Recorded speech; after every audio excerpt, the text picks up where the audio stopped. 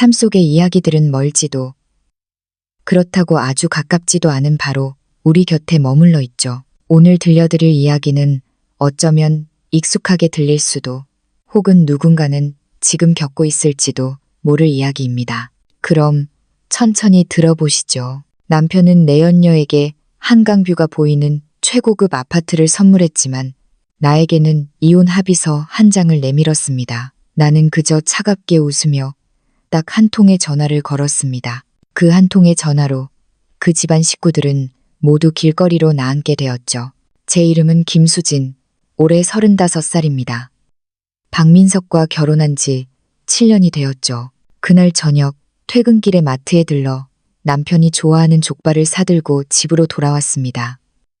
현관문을 열자마자 거실 분위기가 심상치 않다는 걸 느꼈습니다. 거실 등은 꺼져 있었고 베란다에 작은 조명 하나만이 켜져 있었죠. 박민석은 소파에 앉아 담배를 피우고 있었는데 담뱃재가 바지에 떨어질 정도로 위태로워 보였습니다. 나는 신발을 벗고 들어가 식탁 위에 장바구니를 올려놓으며 물었습니다. 왜 불도 안 켜고 있어? 그가 고개를 들더니 피우던 담배를 재떨이에 비벼 껐습니다. 그리고는 툭 소리가 나게 하얀 서류 봉투 하나를 내 앞에 던졌습니다. 수진아, 이거 서명해. 고개를 숙여 봉투를 보니 표지에는 굵은 고딕체로 이혼 합의서라는 5글자가 선명하게 박혀 있었습니다. 내 손에는 깍담한 사과 껍질처럼 차가운 냉기가 스며들었습니다. 멍하니 몇 초간 서 있다가 그에게 물었습니다. 박민석, 이게 무슨 뜻이야?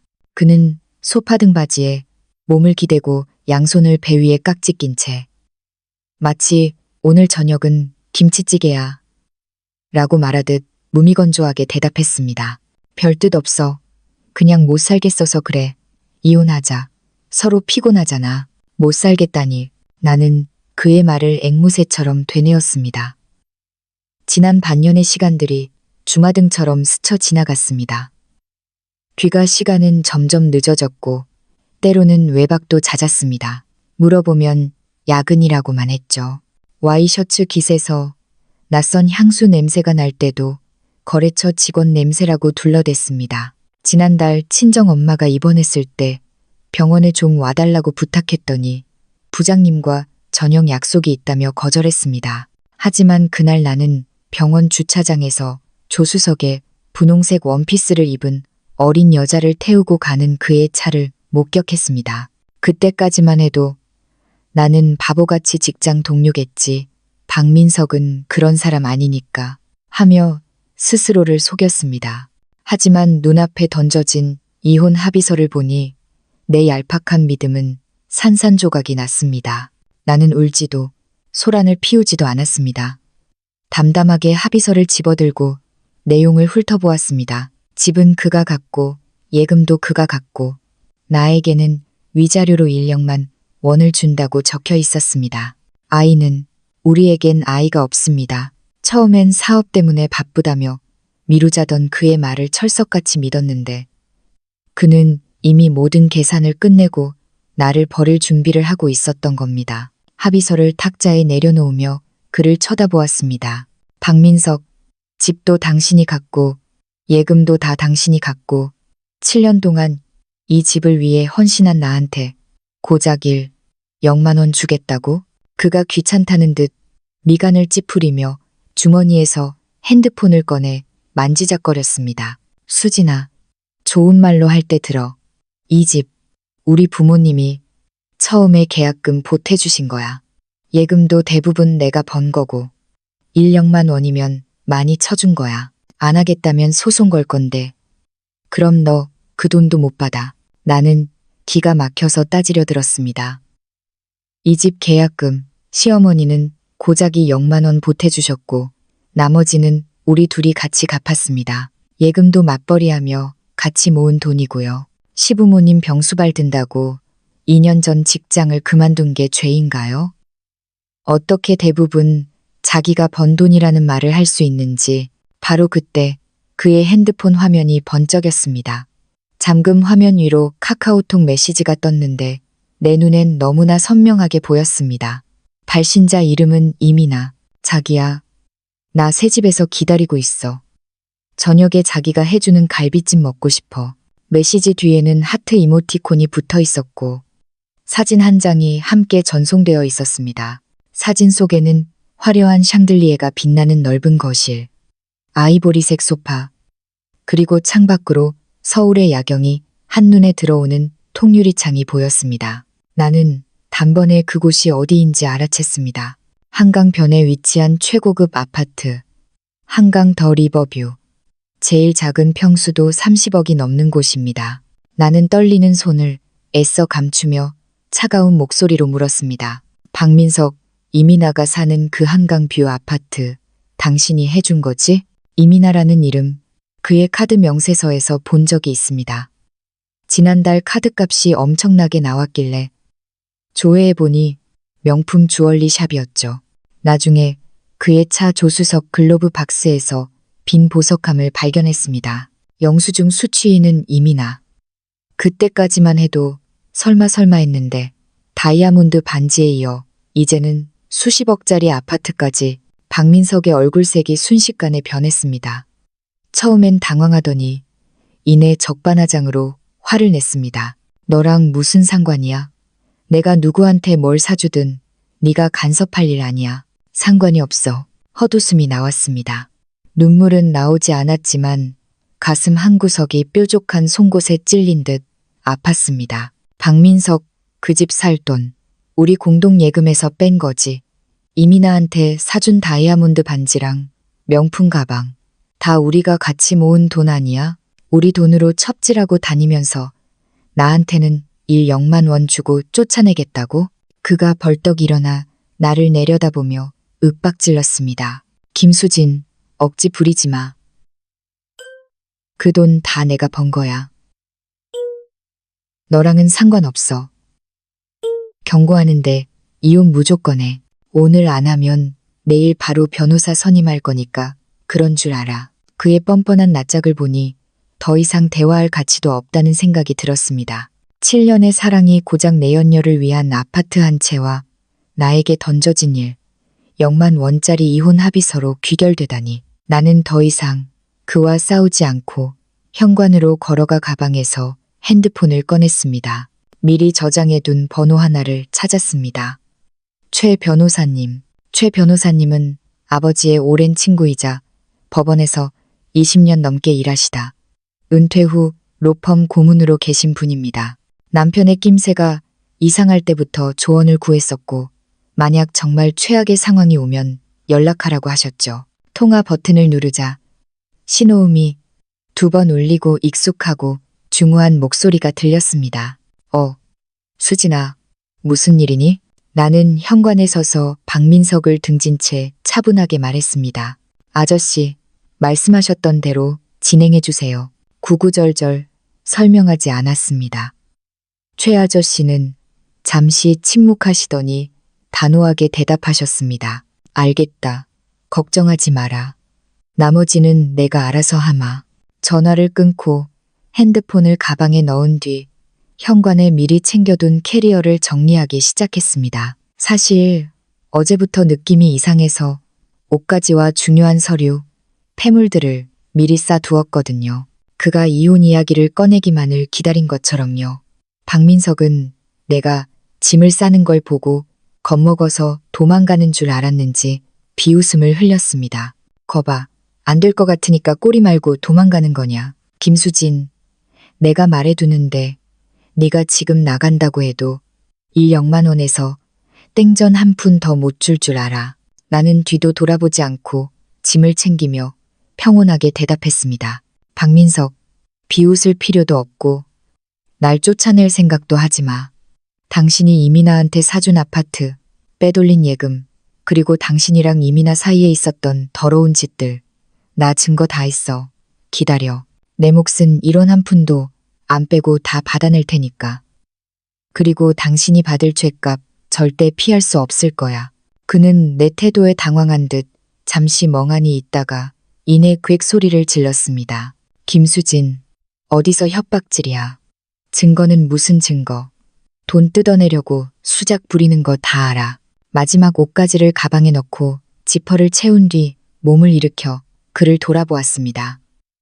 어두운 거실, 베란다 조명에 비친 그의 얼굴에는 당혹감과 분노가 뒤섞여 있었습니다. 나는 더 이상 긴 말하지 않고 캐리어를 끌고 문을 나섰습니다. 문을 닫기 전 그를 향해 마지막으로 한마디 던졌습니다. 박민석, 오늘 밤은 발 뻗고 잘 자둬. 내일부터는 그렇게 편하지 않을 테니까. 문을 닫고 나오자 복도의 센서 등이 켜졌습니다. 깊은 숨을 들이마셨습니다. 슬프기는커녕 오히려 체증이 내려가는 듯 시원했습니다. 7년의 잘못된 만남이 드디어 끝나는구나. 그리고 나를 기만했던 그들은 곧 대가를 치르게 될 테니까요. 엘리베이터 거울 속에 비친 내 얼굴을 보았습니다. 화장기 없는 얼굴이지만 눈빛만은 살아 있었습니다. 최 아저씨에게 전화를 건 순간부터 이 싸움은 내가 이긴 거나 다름없다는 걸 알았습니다. 아파트 단지를 빠져나오니 밤바람이 제법 쌀쌀했지만 마음은 그 어느 때보다 뜨거웠습니다. 가로등 불빛 아래 흔들리는 나무 그림자를 보며 생각했습니다. 이제 이곳은 더 이상 내 집이 아니라고. 단지 앞 편의점 근처에 다다랐을 때 핸드폰이 울렸습니다. 최 아저씨였습니다. 수진아, 지금 어디니? 안전한 곳이야. 방금 강 변호사라고. 이혼 소송 전문 변호사인데 재산 은닉이랑 외도 사건 전문가야.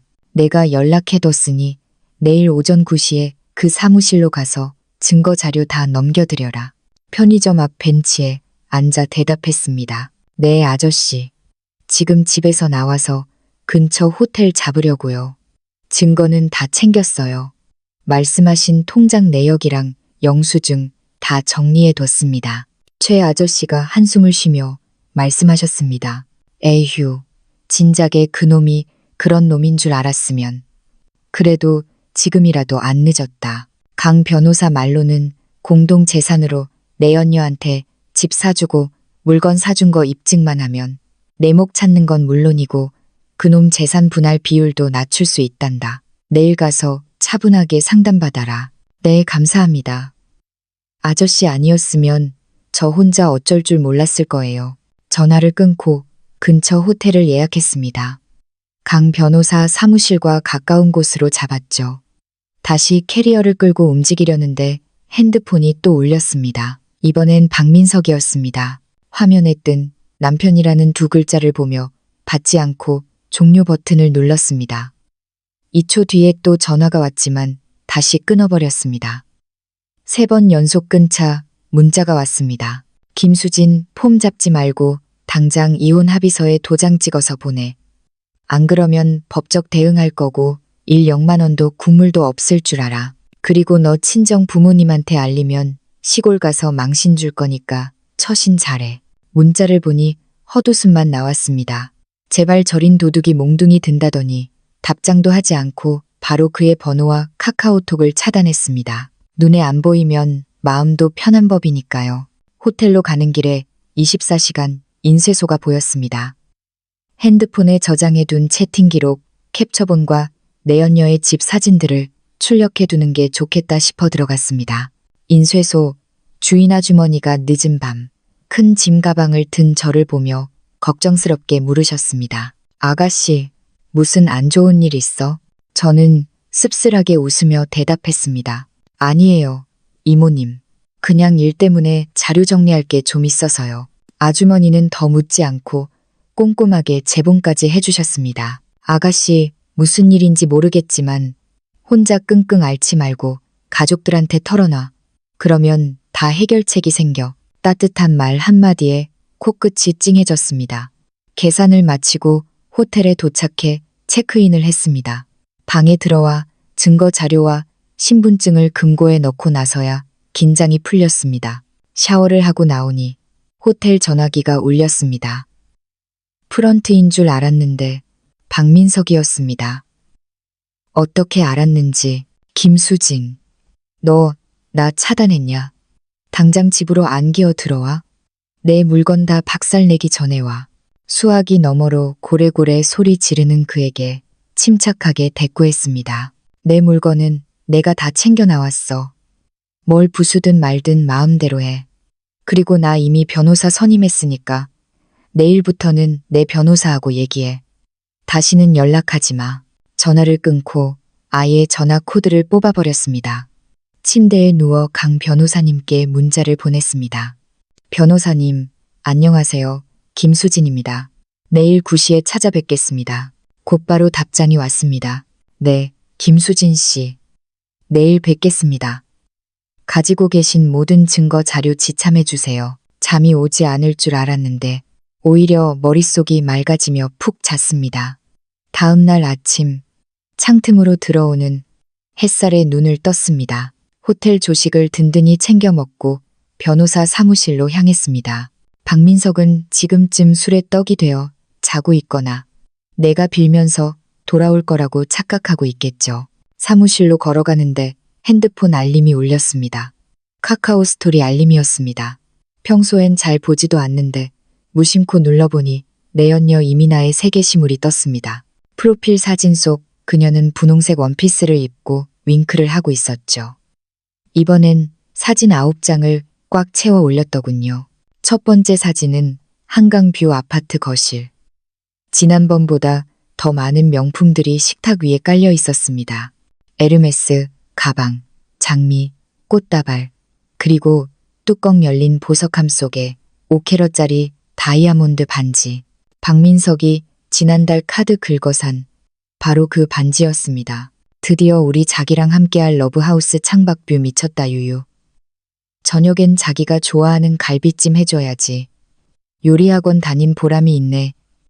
항한 배 사진들을 넘겨보니 박민석이 그녀를 안고 있는 사진도 있었습니다.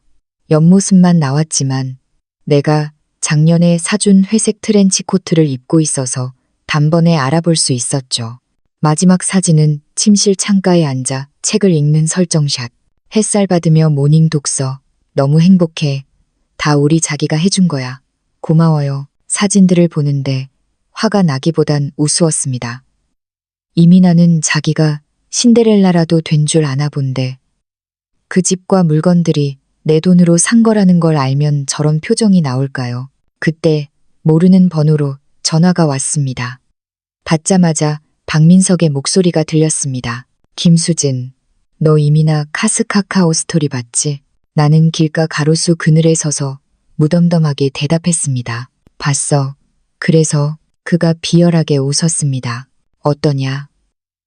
그 집 내가 미나한테 사준 거야. 전액 현금으로. 가구랑 보석도 다 내가 해줬어. 넌 평생 구경도 못 해볼 집이지. 억울하면 지금이라도 와서 이혼 도장 찍어. 위자료 0만 원이라도 챙겨야지. 그의 도발에 피식 웃음이 났습니다. 박민석, 너 그 집 진짜 전액 현금으로 산 거 맞아? 월세 아니고? 그가 잠시 멈칫하더니 소리를 질렀습니다. 무슨 개소리야. 내가 미나한테 월세를 살게 하겠냐.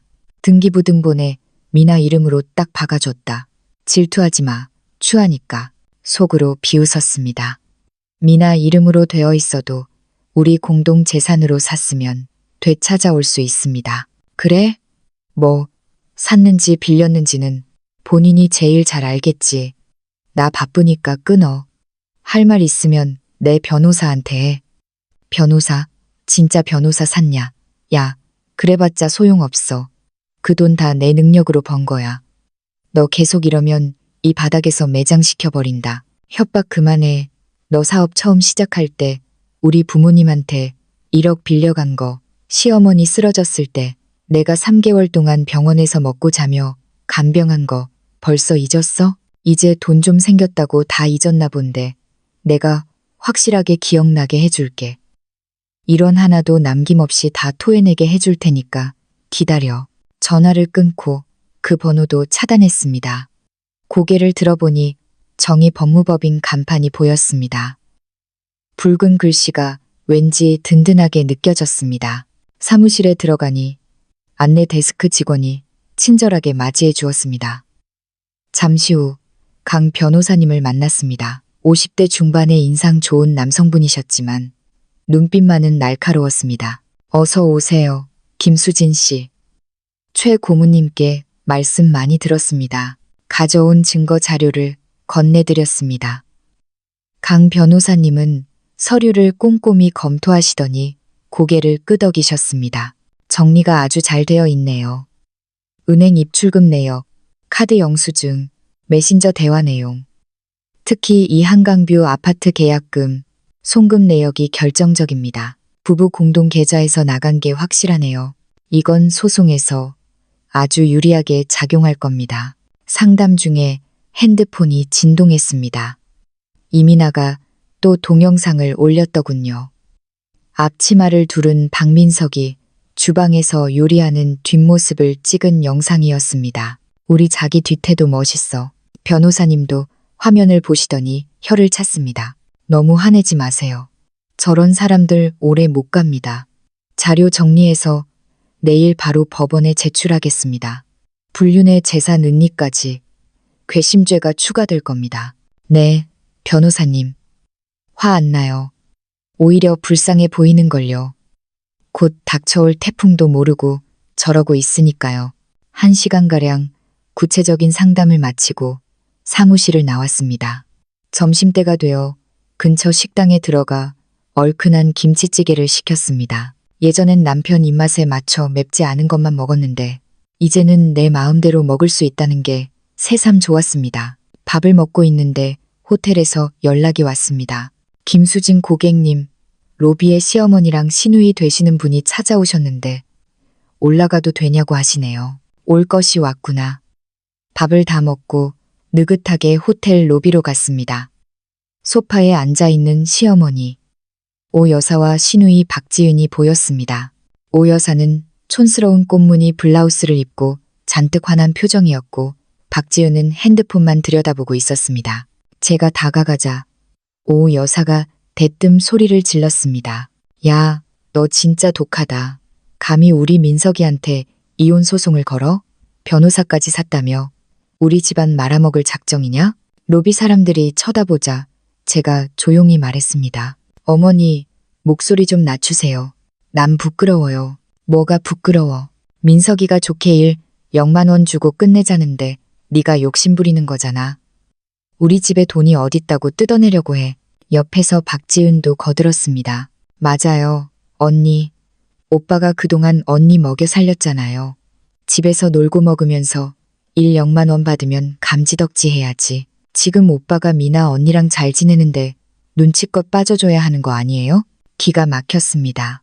3년 전 박지은이 취업 못해서 집에서 울고불고 할 때 내 친구 남편 회사에 부탁해서 겨우 꽂아줬던 게 누군데 그래놓고 첫 출근 날 낙하산 소리 듣기 싫다고 때려치우고 나왔던 애가 저런 소리를 하다니 저는 탁자 위물을 한 모금 마시고 차분하게 말했습니다. 어머니, 아가씨, 우리 계산 좀 똑바로 합시다. 저 결혼할 때 친정에서 혼수 비용으로 1억 해온 거 어머니가 관리해 주신다고 가져가셔서는 지은 아가씨 명품 가방 사고 차 바꾸는데 쓰셨죠?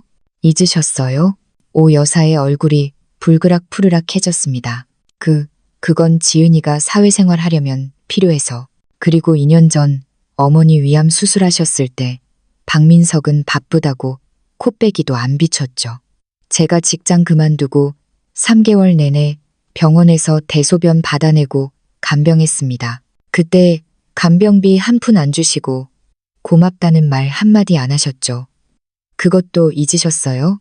그거야 며느리로서 당연히. 오 여사의 목소리가 기어들었습니다.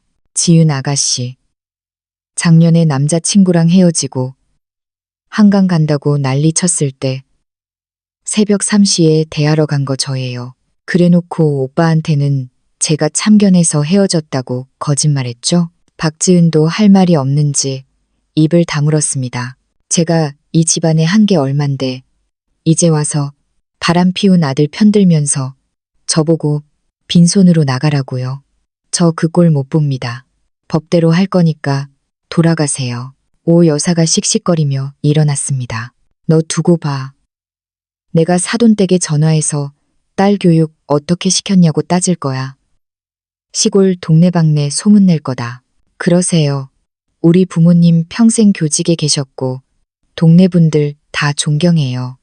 어머니가 가서 행패 부리면 누가 욕먹을지 뻔하잖아요. 그리고 방금 협박하신 거 다 녹음했습니다. 진짜 찾아가시면 이 녹음 파일 경찰서랑 아파트 분여회에 다 뿌릴 겁니다. 핸드폰 녹음 화면을 보여주자 오 여사의 얼굴이 사색이 되었습니다.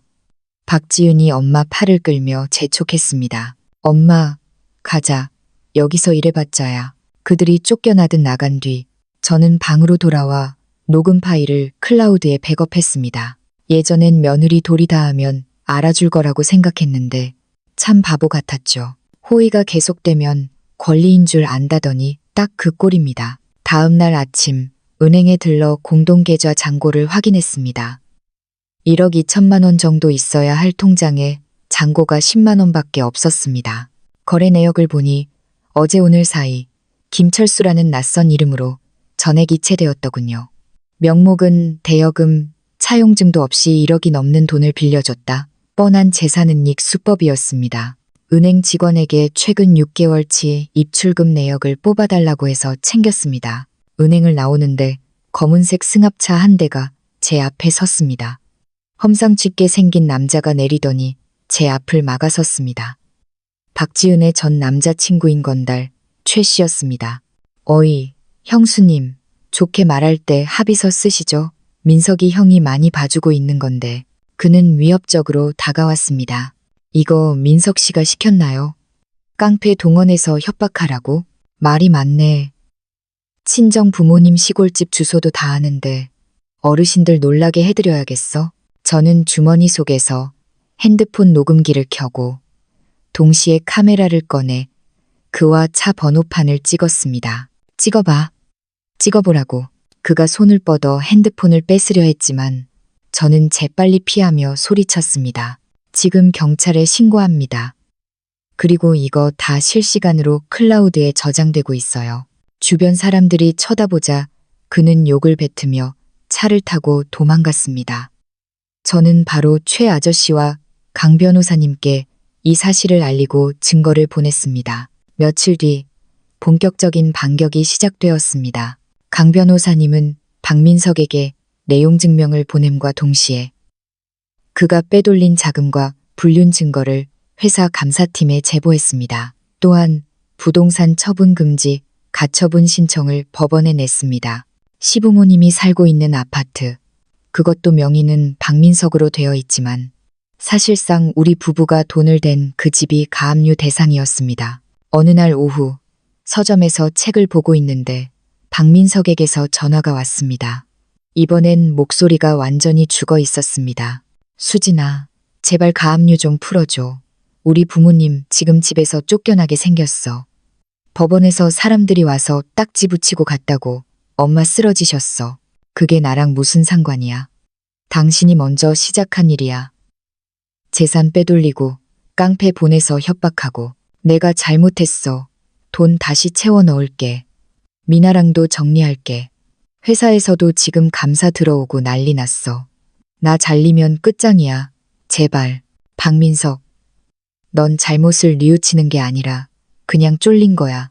이미 늦었어. 전화를 끊자마자 변호사님께 연락이 왔습니다. 김수진 씨, 소식 들으셨죠? 시부모님 댁 가압류 집행됐고 박민석 씨 회사에서 횡령 혐의로 고발 조치 들어갔답니다. 그리고 더 재미있는 소식이 있어요. 뭔가요? 내연녀 이민아 씨가 한강뷰 아파트 주인을 만났는데 알고 보니 그 집이 박민석 씨 소유가 아니라 보증금 1억에 월세 500만 원짜리 단기 임대였답니다. 심지어 월세도 2달 밀려서 쫓겨날 판이라네요. 이민아 씨가 박민석 씨 멱살 잡고 난리도 아니었답니다. 웃음이 터져 나왔습니다. 30억짜리 아파트를 사줬다고 큰소리 치더니 결국 월세방으로 사기를 친 거였군요. 이민아는 그것도 모르고 명품 치장을 하며 SNS에 자랑질을 했으니 며칠 후 저는 친구 서영이를 만났습니다. 야, 대박이다. 이민아 그 여자 박민석이 사준 명품백이랑 반지 중고나라에 다 팔고 잠수 탔대. 근데 반지도 감정해보니까 큐빅이었다며? 정말 하하하. 박민석답다. 허세만 쩔어서는 결국 박민석은 회사에서 해고당하고 횡령죄로 경찰 조사를 받게 되었습니다. 이혼 소송 재판날. 그는 수척해진 얼굴로 법정에 나타났습니다. 시어머니와 시누이도 기가 죽어 구석에 앉아 있었죠. 판사님은 단호했습니다. 피고 박민석은 배우자의 기여를 무시하고 부정행위를 저질렀으며 악의적으로 재산을 은닉하고 협박까지 행사한 점이 인정된다. 판결 결과 저는 재산 분할로 6억 원과 위자료 5천만 원을 받게 되었습니다. 박민석은 빈털터리가 된 것도 모자라 빚더미에 앉게 되었고 형사처벌까지 기다리고 있습니다. 시부모님이 살던 아파트는 경매로 넘어가게 되었고요. 법원을 나오는데 따스한 햇살이 내리쬐었습니다. 최 아저씨와 강 변호사님께 깊이 감사 인사를 드리고 부모님께 전화를 걸었습니다. 엄마, 아빠, 다 끝났어요. 저 이제 집에 갈게요. 수화기 너머로 엄마의 울먹이는 목소리가 들렸습니다. 고생했다, 우리 딸. 어서 와라. 엄마가 맛있는 찌개 끓여 놓을게. 고향으로 내려가 한동안 푹 쉬었습니다. 마당의 핀 꽃들을 보며 지친 마음을 달랬죠. 그리고 몇 달 뒤 저는 서울 변두리의 조용한 동네에 작은 꽃집을 열었습니다. 이름은 수진의 화원. 가게 문을 열고 꽃향기를 맡으며 하루를 시작합니다. 가끔 서영이가 놀러와 수다를 떨고 손님들이 건네는 따뜻한 인사에 미소를 짓습니다. 여러분, 살다 보면 억울하고 힘든 순간이 찾아오죠. 하지만 절대 자신을 잃지 마세요. 참고 견디는 게 능사가 아닙니다. 나를 지키기 위해선 때론 용기를 내어 싸워야 합니다. 그리고 기억하세요. 진정한 내 편은 언제나 곁에 있다는 것을요. 오늘 이야기는 여기까지입니다. 여러분의 삶에도 따스한 햇살만 가득하기를 바랍니다. 감사합니다.